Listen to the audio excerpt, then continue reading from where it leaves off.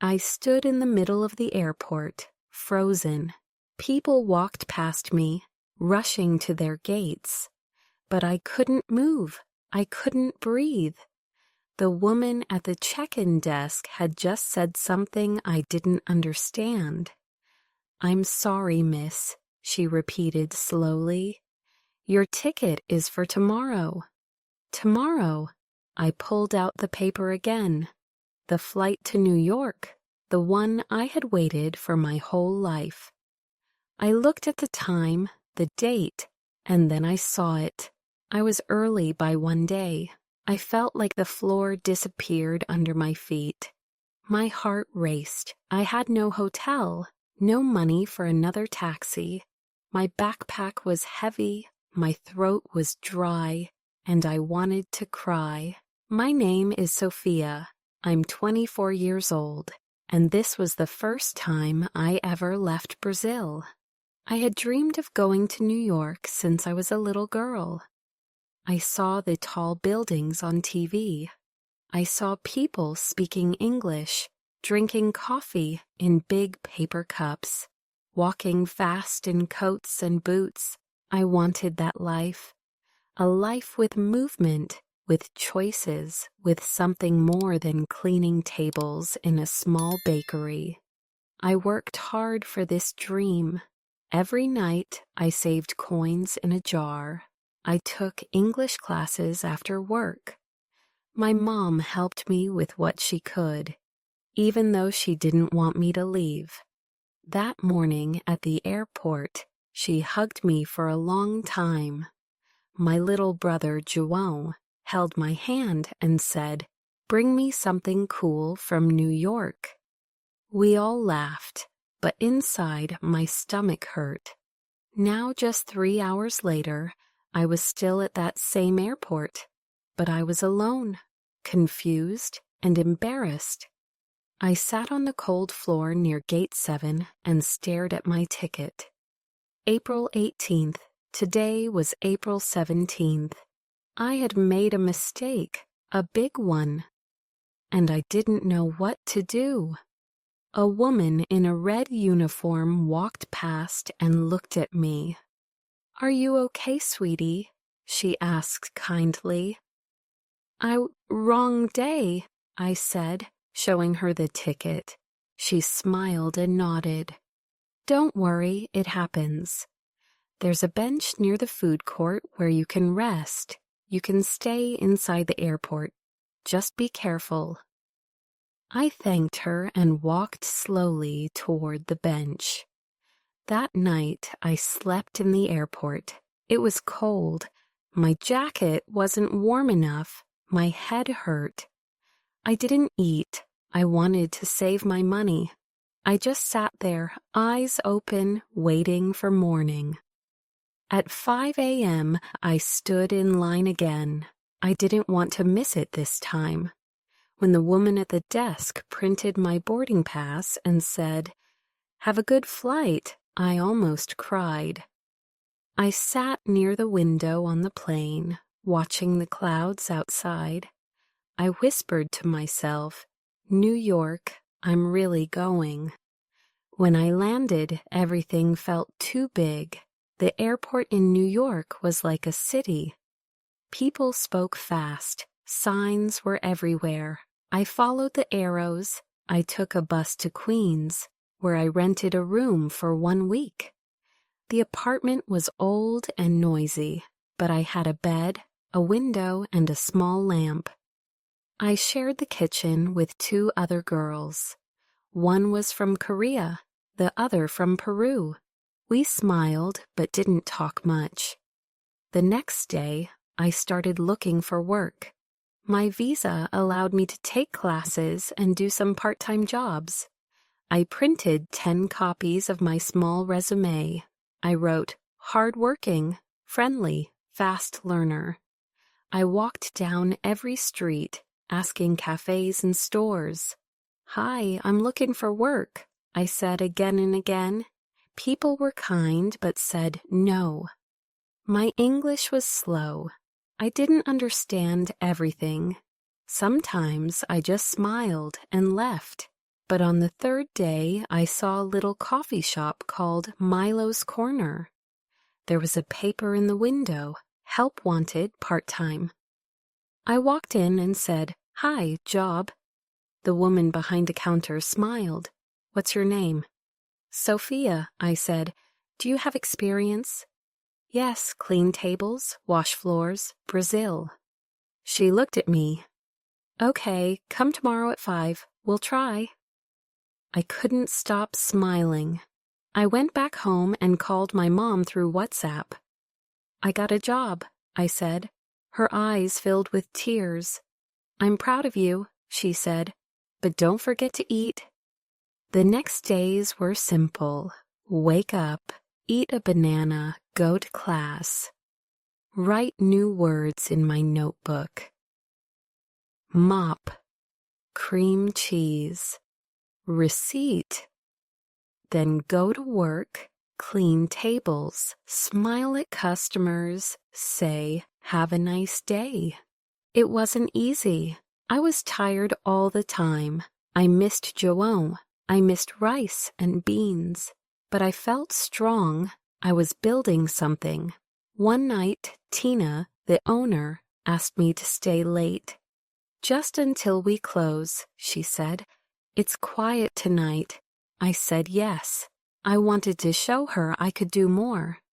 At 10:15 p.m., I was alone, cleaning the counter. A man walked in. He wore a dark hoodie and didn't smile. "Sorry," I said. "We're closed." He looked around. "Just need the restroom." "It's closed too," I said softly. He stepped forward. His voice changed. "You can't say no to me." I felt my hands shake. "Please, I'm just cleaning." He grabbed the tip jar. I froze. "Hey," I said, louder than I meant to. But he walked out fast. I ran and locked the door. I didn't sleep well that night. I told Tina the next day. She wasn't happy. "You never close alone," she said. "Didn't you read the rules?" "What rules?" She cut my hours, then cut them again. 1 week later, I wasn't on the schedule. I had lost my job again. I sat in my room, staring at my notebook. All the new words, cash register, change, customer service, but none helped me now. Then a message arrived from Jada. She was a girl from my class. "Hey, Sofia, are you okay? You missed class," I answered honestly. "Lost my job, no money." She sent a second message. "I know someone who needs help in a bookstore in Brooklyn. Want me to ask for you?" My heart jumped. "A bookstore?" I typed back. "Yes, please. I love books." She replied, "Tomorrow, 10 a.m. I'll meet you outside." That night I couldn't sleep, not from fear, but from hope. Maybe, just maybe. My story in New York wasn't over, but I didn't know that the man I would meet tomorrow would change everything. I arrived 10 minutes early. The bookstore was small, with a red door and big windows. Outside there was a sign, "Second Chance Books." I smiled. That name felt perfect. Jada waved at me and said, "Ready?" I nodded. My stomach was full of butterflies. We walked in. The smell of paper and old books made me feel calm. It was quiet. Soft music played in the background. Then I saw him. Behind the desk sat a man, maybe in his 30s. Dark brown hair, glasses, and a serious face. He looked up and said, "You must be Sofia." I nodded. "Yes, thank you for meeting me." He stood and shook my hand. "I'm Alex." His voice was calm, like the bookstore. Not fast, not loud, just steady. He looked at Jada. "Thanks for bringing her." She smiled. "I told you she's smart and hardworking." Alex turned to me. "Have you worked with books before?" I shook my head. I love books. In Brazil, I read every night. In Portuguese. Now I try in English. He smiled a little. That's a good start. He gave me a small test. He asked me to clean a shelf, put books in order, and find 3 titles. I didn't know all the words, but I tried hard. After 20 minutes, he said, "When can you start?" I froze. "You mean I can work here?" He nodded. "Part-time, 2 days a week for now. We'll see how it goes." I wanted to scream with happiness, but I just smiled and said, "Thank you, really. Thank you so much." The next day I started. It was quiet work, organizing books, helping customers, making tea. Alex was always near, reading or working on his laptop. At first, he didn't talk much, but after 1 week, he asked, "What kind of books do you like?" I told him stories with heart, about people, about hope. He smiled. Good answer. We started talking more, about books, about Brazil, about music. Sometimes we even made jokes. I began to look forward to my days there. One afternoon, a woman came in crying. She said her dog had died and she wanted a book about grief. I didn't understand the word grief, but I saw the pain on her face. Alex helped her find a book and then sat with her for a moment. He didn't say much, just listened. When she left, I asked him, "How did you do that?" He looked at me. Sometimes people don't need advice, just someone to be there. That sentence stayed in my mind. Weeks passed, my English improved, I took more classes, I added new words to my notebook, grief, support, forgiveness. One day I came early to the bookstore. Alex was already there, staring at an old photo. It was of a young boy with a woman and a man. "That's my family," he said, without me asking. "The boy is me." "They look kind," I said. "They were," he said softly. "They died in a car accident a long time ago." I didn't know what to say, so I said nothing, just sat beside him. He looked at me.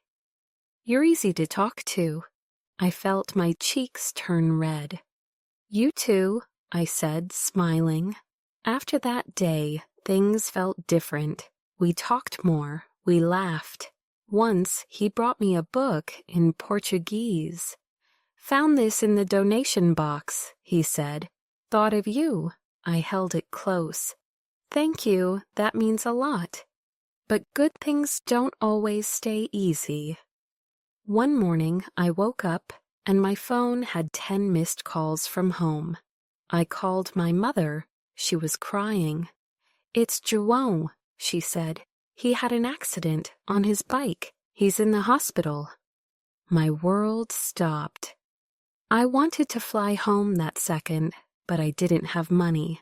I had spent everything on rent, food, and classes. I told Alex everything. He listened quietly. Then he said, "You should go home." I shook my head. "I can't. I don't have the money." He stood up, walked to the back room, and returned with an envelope. He placed it on the table. "What is this?" I asked. "Enough for a round-trip ticket," he said. My eyes filled with tears. "I can't take your money." "You can," he said, "and you will. Just promise to come back." I didn't speak. I just hugged him. That night, I was on a flight to Brazil. When I saw João in the hospital bed, I cried harder than I ever had. But he was going to be okay.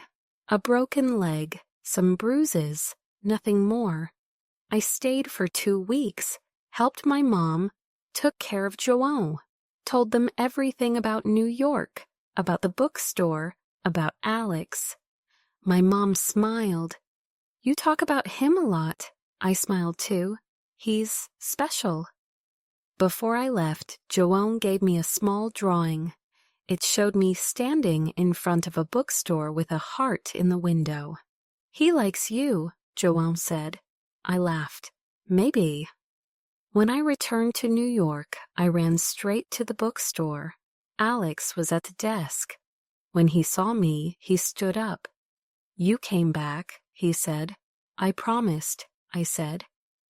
But the bookstore was not the same. Something was wrong. Something was about to happen that would shake everything. The bookstore felt different. Alex wasn't smiling. The lights were off in the back. The shelves looked messy. The soft music was gone. Is everything okay? I asked. He looked down. I didn't want to tell you before your trip, but I might have to close the bookstore. I stood still. Why? He sighed. Rent is too high. Fewer people buy books now. It's hard to keep this place open. I sat down slowly. What will you do? I don't know, he said. Maybe go back to teaching or move. Maybe start again somewhere else. I felt something heavy in my chest. I had just come back. I thought this was home. I thought this was a new start. But now it felt like goodbye again. That night I couldn't sleep. I looked at Joanne's drawing again. The little bookstore with a heart in the window. I couldn't let it end like this. The next morning I had an idea. I went to class and told Jada. Then I called a girl from my old cafe job. Then I posted something online. The idea was simple. One Saturday, one day, a bookstore day, a small event, free coffee, story readings, poems, music. I called it Second Chance Day for the bookstore for us. At first, I thought maybe 5 people would come, but Jada shared it with her school. My friend posted it on her food blog. A teacher offered to bring her students. A street musician said he'd play for free. Alex didn't believe me at first. You did all this? He asked. I nodded. You gave me a second chance. Now I give one to you. He looked at me for a long time, then said, Okay, let's do it. That Saturday, the little red bookstore was full of people. Children sat on the carpet, listening to stories. A girl sang with a guitar. People laughed, drank coffee, bought books, and left notes on the wall like, Don't close this place. This store saved my heart. At the end of the day, Alex sat on a stool, looking around. I don't know what to say. Say you'll keep trying, I whispered. He looked at me. With you here, maybe I will. He didn't close the store. The next few months were hard, but full of life.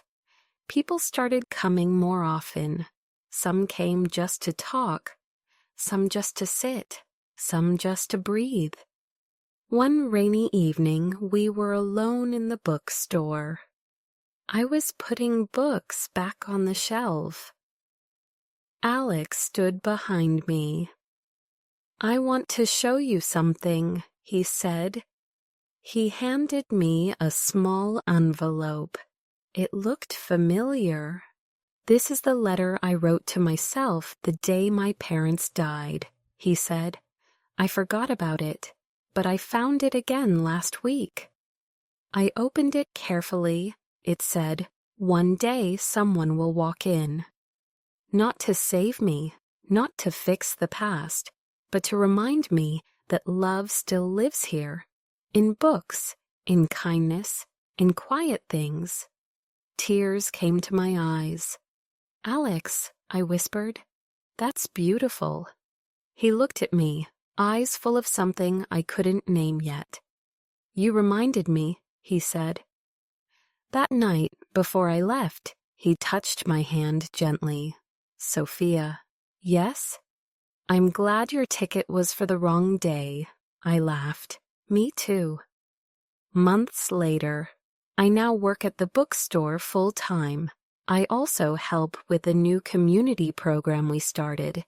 We give free books to people who can't afford them. Sometimes I teach basic English to other newcomers like me. Alex and I are still here, still building something. We're not rich, we're not famous, but we are home. Sometimes I still sit and think about that first day at the airport. How I cried, how I thought everything went wrong, how I almost gave up. But life is funny. Sometimes the wrong day takes you to the right place, and sometimes a broken plan leads to the best chapter of your story. Now tell me, in your opinion, could our biggest mistakes be the beginning of exactly what we need most? Let me know in the comments. I'd really love to hear your thoughts.